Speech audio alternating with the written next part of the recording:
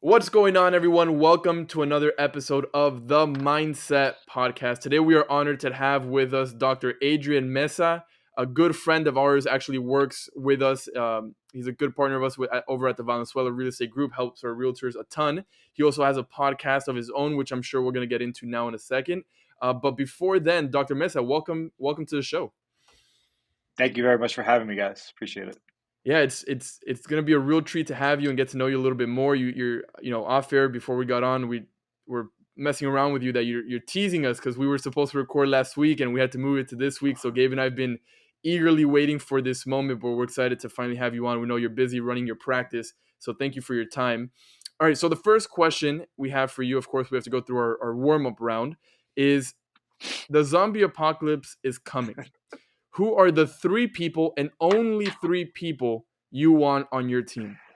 That's tough. This is a horrible question. It's just a setup for disaster, right? I was thinking initially like, oh, I would pick Gary Vee and I would pick this person and that person, but after a while I was like, you know what? If the zombie apocalypse is coming, I don't think Gary Vee is going to help me. I don't think he's going to pep talk me out of the zombies murdering me or eating me. Not enough pep talk for that. No, I'm definitely going to have to find.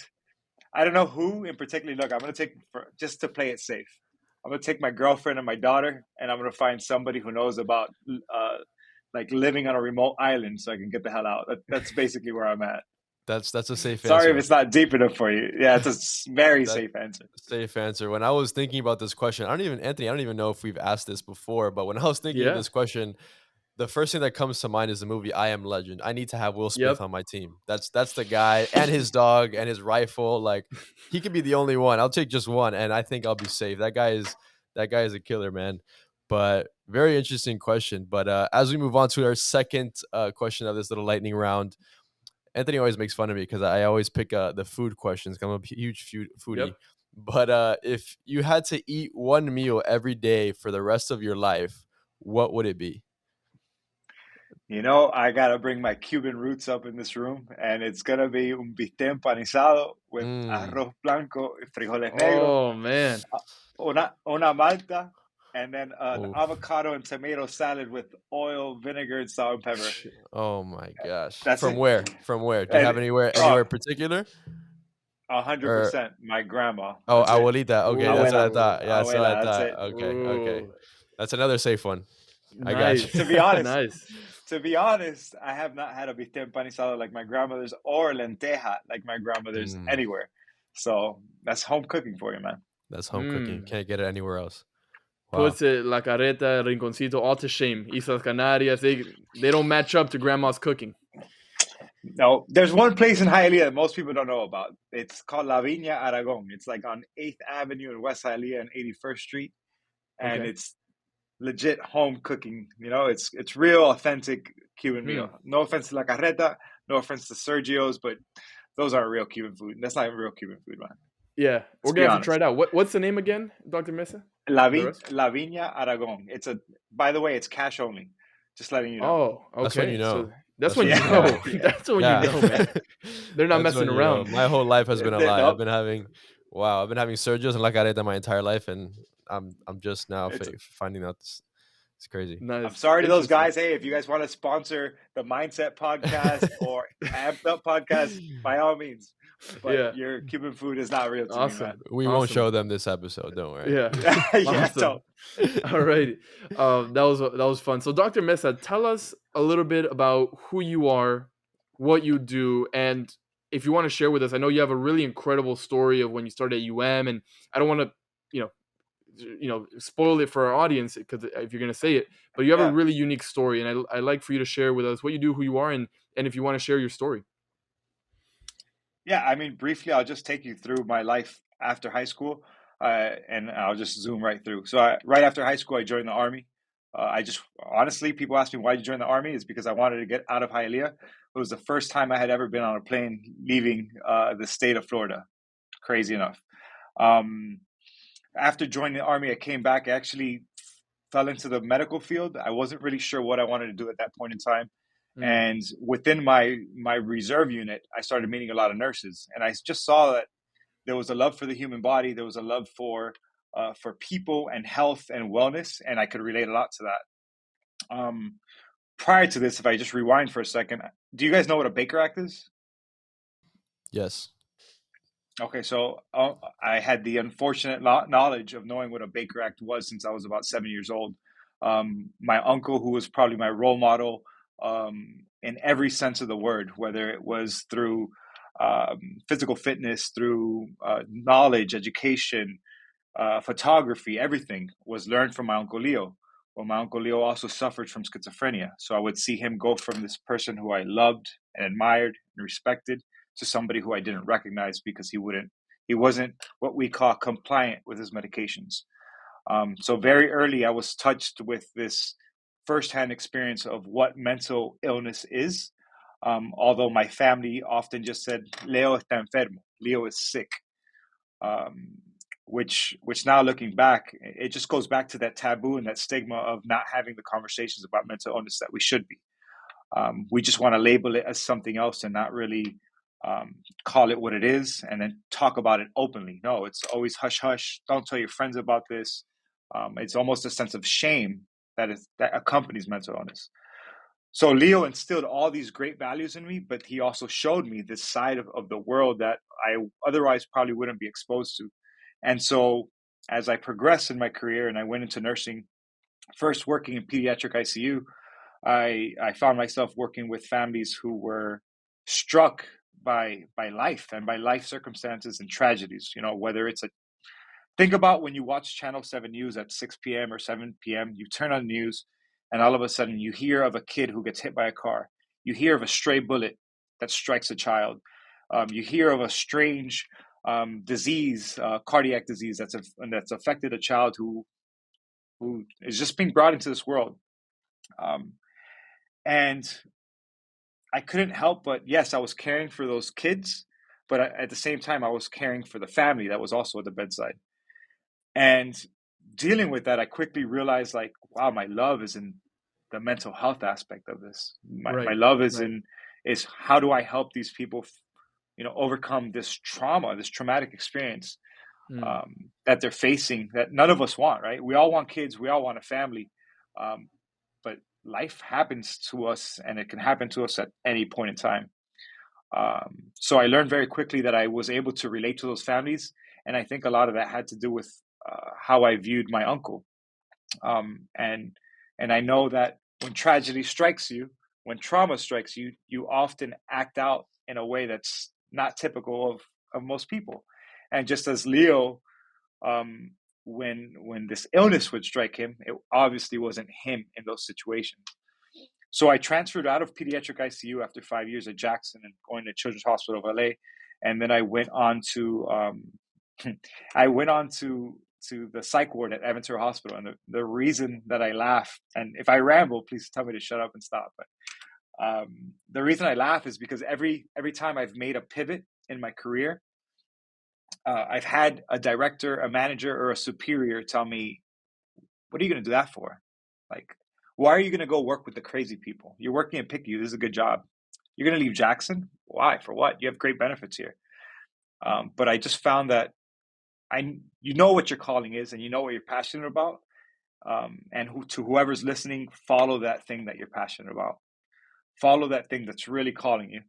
And so I did that. I pursued my postmaster's certificate as a psychiatric nurse practitioner. So I'm a psychiatric nurse practitioner by trade. I'm also a board certified family nurse practitioner. And then I received my doctorate from So I went on to work in a psych ward, and I treated those patients just as I would my Uncle Leo if he was in the same situation, because I had the understanding of this person who's in front of me, who's in this psych ward, who might have attempted suicide, who might have had severe panic episodes, or who might be psychotic, might be recovering from substance abuse issues. I understood that there's a family that surrounds that person. And a lot of times when you are working in a psych ward, the people who are staff members of that psych ward sometimes belittle or speak ill of the patients. Where I found myself during lunch, grabbing my lunch and sitting at the table with all of those patients because I wanted to relate to them. Wow. Meanwhile, the nurses are asking me, why are you sitting out there eating with them? And it was just because it goes back to that. Like, it goes back to my love for my uncle and my love for people as a whole. So I'm not there to judge you based on a diagnosis or a label that somebody's placed on you or a life situation. I'm just here to help. And so that's been my approach in mental health since I can remember. Wow. And I think it also lends itself to why my practice has been successful, because I think people get that same vibe from me. You know, like, I'm not here to judge you. I don't care about race, color, creed, sexual orientation, etc. I care about you. You are a human being. You're in a tough spot, and I want to help you. So yeah, I transferred. Then I went from the psych ward at Amateur Hospital, pursued my postmasters in psychiatry, and I went on to work. I had two options at that point in time in my life, and I had the option of working in a very high-end facility called Lucida up in Delray or Lantana. So I would have changed my life completely. And the salary was about $50,000 higher than what I was being offered at Camilla's house. And so I was either going to serve or work with the very prominent figure. So Lucida was actually targeting very wealthy individuals at that time who were overcoming substance abuse issues, right? And I'm talking, this is $60,000 a month rehab, $60K a month rehab. Wow. Versus, and then the other option, so this is a complete contrast, was working at Camilla's house and working directly with the homeless population. Right. So either, you know, two extremes. I mean, it doesn't get farther two than extremes. That. Yeah. Yeah. And I always had this passion for the people who I grew up in the church, right? The church isn't a huge part of my life right now, but it definitely has influenced me, my outlook on life, and how I treat people. And I had been on missions trips before, and I always felt so alive when I was going to Guatemala, going to Haiti, going to DR, serving in an orphanage, whatever the case may be. I felt alive in those moments. But then I would ask myself, how can I feel alive here? Where's my mission field here? Yeah. And prior to me transferring to Camilla's house, the reason I would often take my camera, and this is an old camera, but photography is a major part of my life. And I would take my camera and just walk around downtown, and I started engaging with the homeless population. And I realized how little I understood about them, you know. And so I think that was what made me lean towards the decision of going to Camilla's house. And I actually worked on a project called the Lazarus Project. And the Lazarus Project is a project where we would literally go to the curbside atop a cardboard box to sit alongside a homeless individual, get to know them, and almost conduct mental health. What we would typically do in the traditional sense in a office setting, I was doing out on the street. That's amazing. Yeah, and it was. And I say this all the time, but I'll say it here since we're recording. You go out to these places, you go on these missions, and you go out to serve and help the people who are homeless and helpless, only to realize that in the end you're helping yourself, because there's something that you gain internally when you are performing these acts of kindness and helping people who don't have anybody else to help them. So it's not only extremely rewarding, I miss it. And actually, I just had a conversation this weekend, and I was trying to figure out how I could incorporate more of that into this practice. Sorry, I just went off on a long tangent, but no, that's a beautiful story. And as I was listening, I couldn't help but realize the common denominator in all the different seasons of your life. And I think, and Anthony would probably agree, and that to me, the theme is humility, right? In all the different seasons of your life, whether it was, going to school or taking that less paying job, you took it not because of the money, but because you wanted to be close to those people. You were passionate about that cause. And now, even, as successful as you are now with your own private practice, having that ability to be able to interject and inject whatever it is that you've gone through in your past seasons and your past experiences now in your professional career, I think is so important. I think that's such a huge lesson for not only us, but any young people listening to this today. I feel like a lot of people, nowadays are driven by money, and they're driven by the clout, right? What people might say, or how people might look at them about something. And I have no doubt that 9 out of 10 people right now graduating from college might take that $50,000 more, job, because that's what they're looking for. And I think that's, to me, that's the common denominator in your story. And you're living that story, you're living that antidote for people to really dream about and to be able to experience. And I want to ask you, Dr. Mesa, in all those experiences, when you were in the psychiatric ward, and when you were at Jackson, and all those people telling you negatively, hey, what are you going to do there? Why are you going to leave this job? All these benefits, what would you tell someone else in that particular situation? Because I have no doubt that there are people in your position, or have been in your position, that might want to go out and seek their passion, might want to jump out of the comfort zone, but they have all these negative people telling them, don't leave, don't leave. You're comfortable here. You have money here. What would you tell them? What advice would you give them to jump out and to live that dream? This is your life. This is your life, above and beyond everything else. So it might be your parents that are trying to influence you. It might be your boss, your manager, your director who's trying to tell you don't go. You have to make sure that when you lay your head down on the pillow, that you can sleep soundly with the decisions you've made, and that you live without regrets. And if you just spend your life chasing money, I think it was Bob Marley who said, money are numbers and numbers are infinite. So it's the chase of money is futile. You'll never get there. It's an infinite chase to nowhere. So I would tell you, pursue what you're passionate about. If there's something tugging at your heart, dude, go for it. Go for it.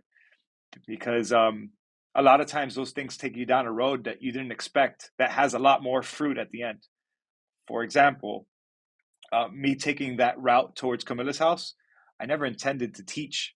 I never had any inkling, or I never even thought I had the ability to be an instructor or a professor at the University of Miami. To me, that was like, what am I? I promise you, every time I stood in front of a class, I would say, guys, I don't know what I'm doing here, but I'm going to share my experiences with you. I'm going to share my knowledge, my clinical experience, and my life experience. And sometimes that involves showing you and displaying my failures as well, in order for you not to make the same mistake that I did.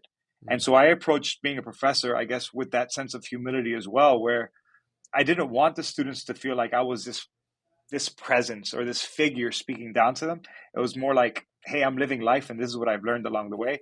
And please take the lessons that I give you and realize that it's coming from a place of love more than anything else. Yeah.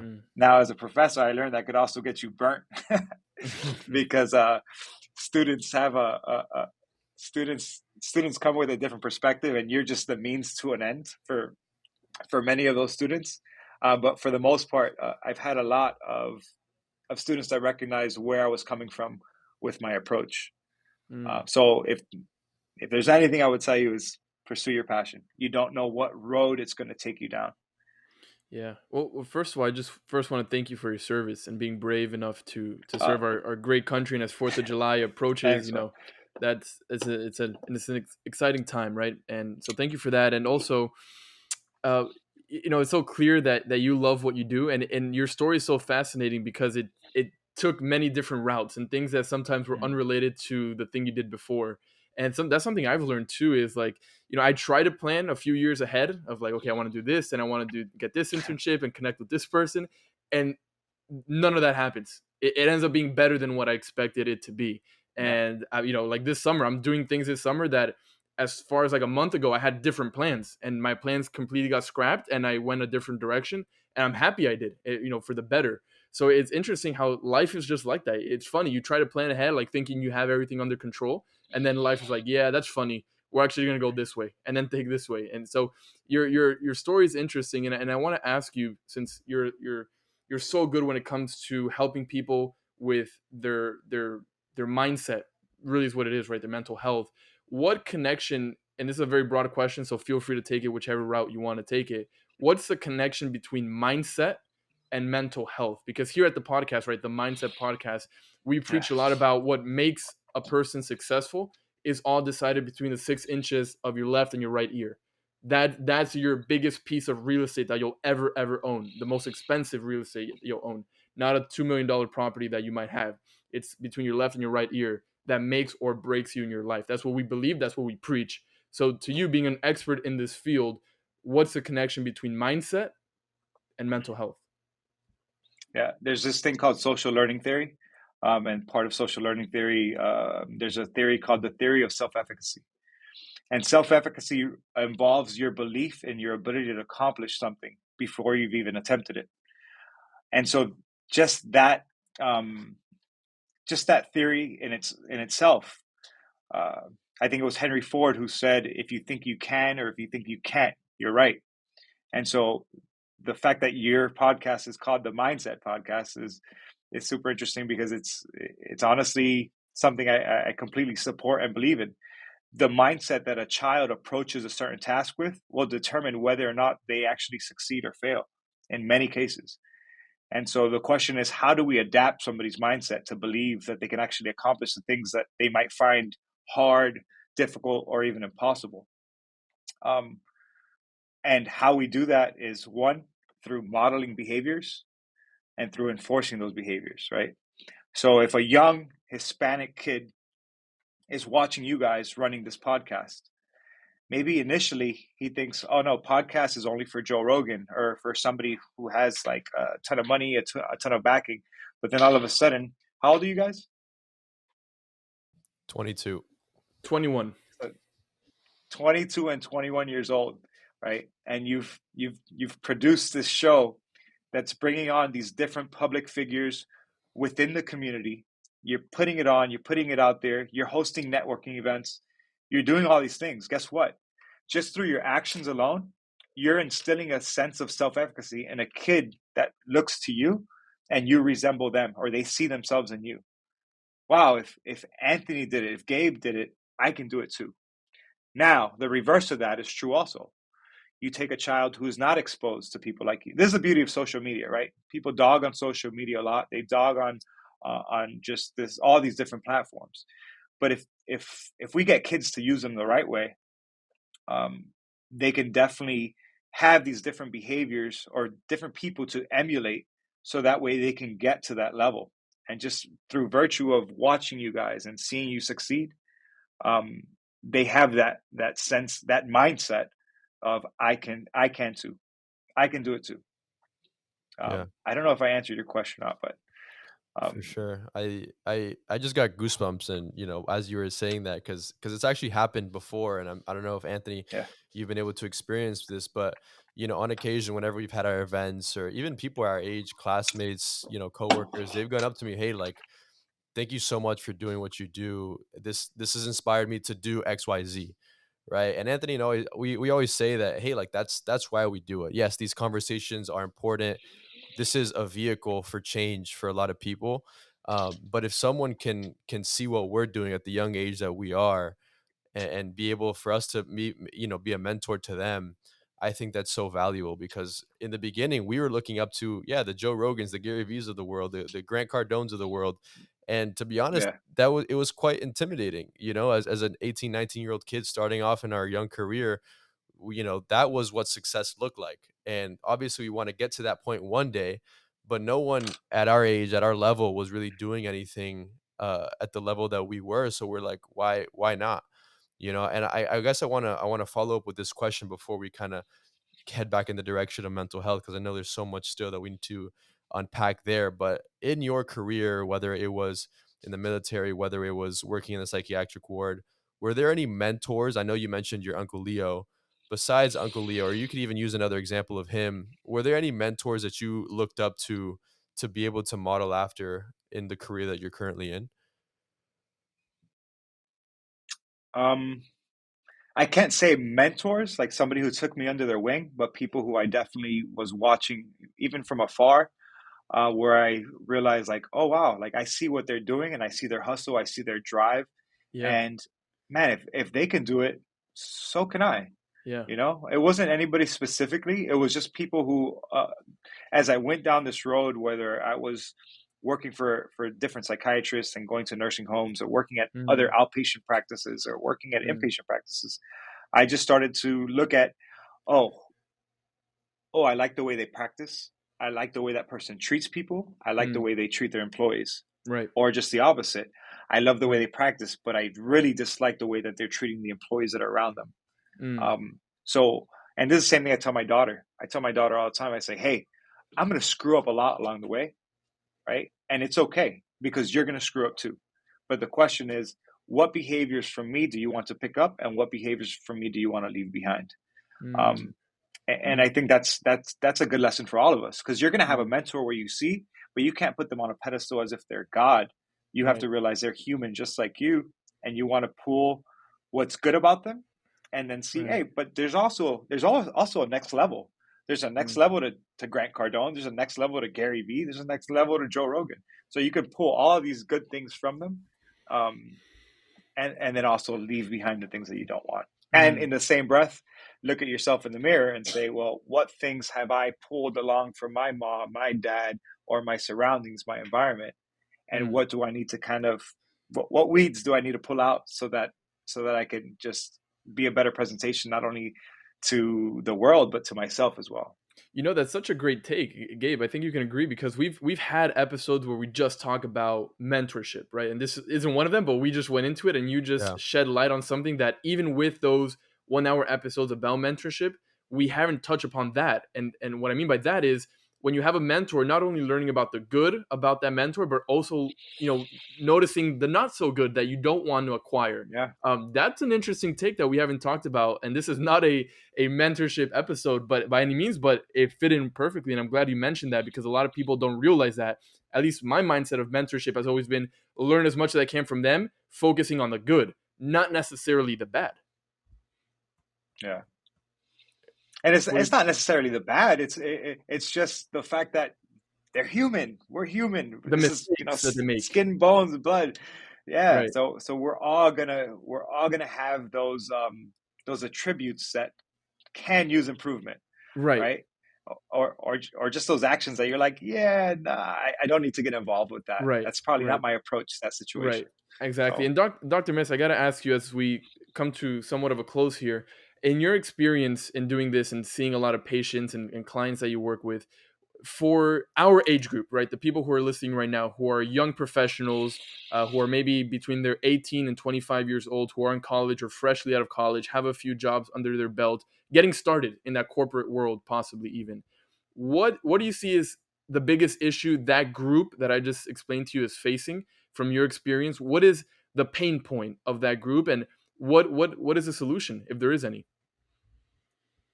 There's probably the first two words that came to mind is comparison and patience, right?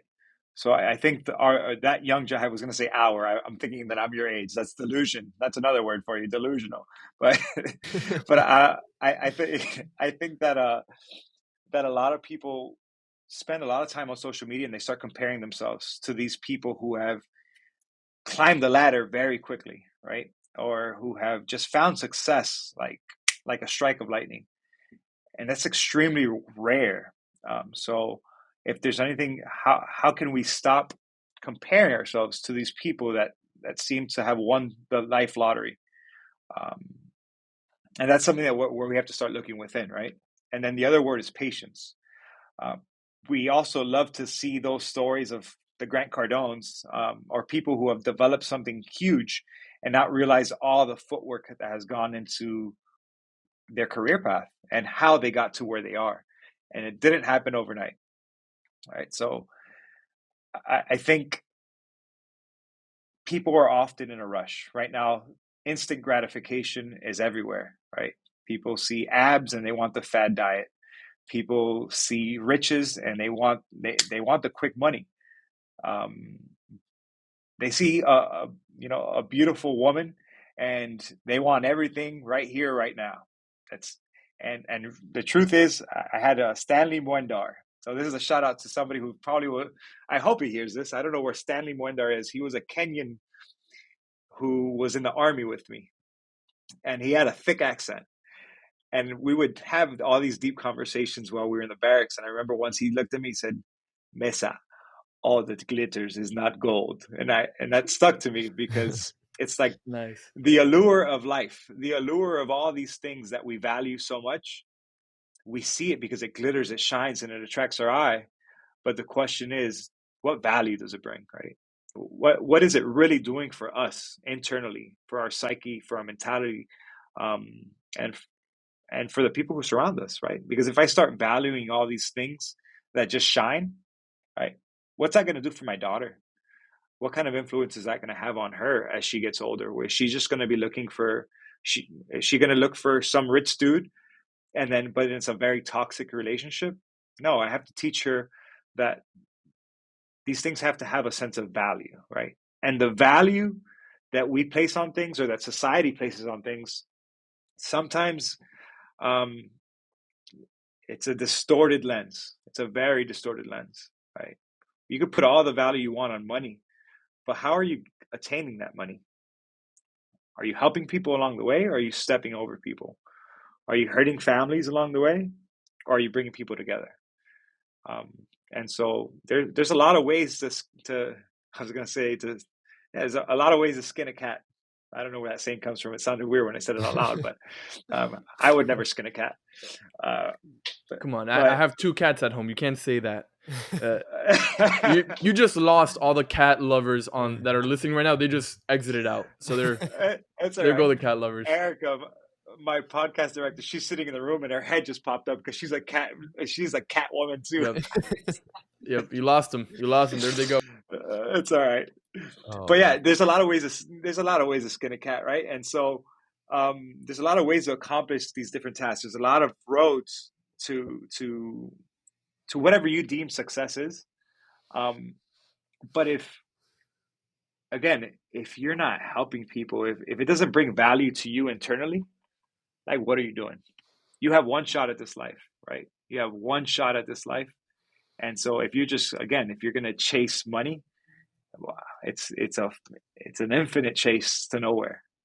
Yeah, absolutely. And I think, you said that so beautifully. And here at the Mindset Podcast, we're huge advocates for mindset, but we're also huge advocates for heart set, right? And you're, as a mental health counselor, as a mental health therapist, I applaud everyone in that field. My girlfriend is a mental health therapist, so I see that firsthand of how people are affected by these mental health illnesses, and how this younger generation is really being affected, and even the older generation, right? I think I'm proud to be part of a generation that is destigmatizing these narratives around mental health, and people like you are paving the way for young people, older people to come out and actually be helped, right? And I think it's something that has been so hard for so many people to get help. It's okay to not be okay. And I think that's something that people have a hard time maybe acknowledging and agreeing with. But as we close here, Dr. Mesa, what is something that you can maybe give some practical tips that you can give our young listeners or old listeners to maybe combat some of these mental health illnesses? I know there's so many that people really go through, and for anyone listening here, please contact Dr. Mesa. We advocate for you. We want you to get help if anyone is dealing with anything at all, and we'll make sure to get your information now. But for the people that might not be ready for that yet, what is something that they can maybe do practically that they can take away from this episode to apply to their life? Whether it's that they're addicted to social media and they're they have a comparison issue and they're in deep depression. What is something that you can tell them to be able to combat that? The first 2 things that come to mind that I almost go over with every single patient who I speak to.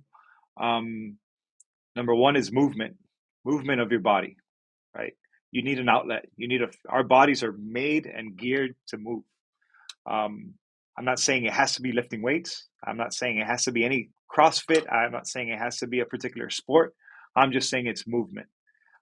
You need an outlet. Your body needs that movement in order to lessen anxiety, to decrease depression, to improve sleep, right? So movement is number 1. Number 2, and also to prevent chronic illnesses and physical disease, which also lends itself to mental health issues down the road. The second thing is community. And I know you guys are building communities through networking. through this podcast. You're building communities, but building a community is essential to your livelihood. What's a better way to phrase it? The way I usually say it is, we are a group living species, whether we like it or not. I know a lot of people are right now, they're isolated. They're on their phones listening to this on Spotify. They're sitting alone somewhere listening to this. But the sense of community and the relationships that you have make a tremendous difference on your mental health. And so if you find yourself isolated, alone, if you are having a terrible day, week, or month, and you have no one that you really can reach out to and have that deep conversation with and just be transparent, then we need to find you a sense of community. We need to find you those strong relationships that can help you. And I think it's not until you start, or it wasn't until I started interviewing patients, and I would ask this question over and over: who do you go to when you're having a difficult day, or when you're having like that, a difficult day, week, month? It's alarming how many people say no one. No one. You know where they go to? They go to their phone, they go to Netflix, and they isolate and they compartmentalize because they fear judgment. Right. So those are the two things: movement and community, or some sort of social support. And again, that could come from a church, from a gym, from a book club, from a networking event, or a series of networking events. All these things bring a sense of community and a sense of belonging. Right. Yeah, we're social animals at the end of the day. We like to feed off one another, our energy, and I'm sure COVID, I mean, I'm sure you're seeing it. I don't have to tell you, Dr. Mesa, COVID had a large impact on a lot of people, especially the younger kids that had to stay home for years and maybe didn't see any friends or didn't do as much social interaction as they could have, even adults too. So this is a very important issue, and we're so glad to have had the opportunity to have you on, share some of your practicality that people can use. But before we head out, where can our viewers find you if they want to contact you for your services, or even listen to your podcast? Where's your podcast? How can they find a little bit more about you? Yeah, absolutely. So on Instagram, my personal account is Dr._Adrian_Mesa. So Dr. Adrian Mesa. The practice, which is alive, I have a marketing team here. The practice Instagram is at AMP_mental_health. So at AMP mental health. Okay. The podcast is at Amped Up Podcast. Let's go. And we have YouTube, Spotify. What else, Erica? Everything, she says. Everything. There you go. So I think Google Podcasts, Apple Podcasts. But yeah, more than anything, we just want to. Oh, and also Phillips Park, every Saturday morning, 9:30 a.m. We have a free boot camp for the community. My friend Alex, who became a personal trainer, he hosts that boot camp. It's sponsored through AMP Mental Health, through my practice. Okay. And again, to do those things that I just talked about, movement and community, it all boils down to that. Wow. Nice. Yeah. We'll definitely make sure to pay a visit. But thank you again, Dr. Mesa. Again, we applaud you, and we appreciate people like you that are in this practice, that it's necessary, and people are really seeking that that community, that movement, and you're providing all the services that are necessary. So we're in your corner. And we'll definitely be pointing people in your direction. And if anyone has any trouble, I don't see how they could have trouble finding you, because you're everywhere. But if for whatever reason they have trouble, we'll definitely be able to point you in the right direction. But thank you again for joining us. This was a lot of fun. Thanks, Anthony. Thanks, Gabe. I appreciate it.